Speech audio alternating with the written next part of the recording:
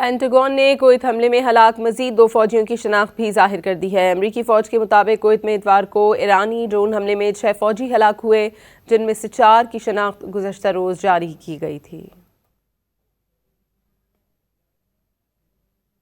4 अमरीकी फ़ौजियों की शनाख्त गुज़श्ता रोज़ जारी कर दी गई थी। कुवैत हमले में हलाक मजीद 2 फौजियों की शनाख्त कर ली गई है। पेंटागन ने कुवैत हमले में हलाक मजीद 2 फौजियों की शनाख्त भी जाहिर कर दी है। अमरीकी फ़ौज के मुताबिक कुवैत में इतवार को ईरानी ड्रोन हमले में 6 फौजी हलाक हुए, जिनमें से 4 की शनाख्त गुज़श्ता रोज़ जारी की गई थी। 4 अमरीकी फ़ौजियों की शनाख्त गुज़श्ता रोज़ जारी कर दी गई थी। कुवैत हमले में हलाक मजीद 2 फौजियों की शनाख्त कर ली गई है।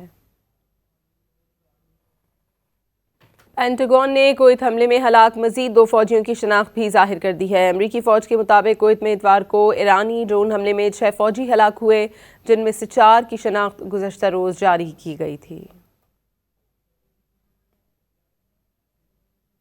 4 अमरीकी फ़ौजियों की शनाख्त गुज़श्ता रोज़ जारी कर दी गई थी। कुवैत हमले में हलाक मजीद 2 फौजियों की शनाख्त कर ली गई है।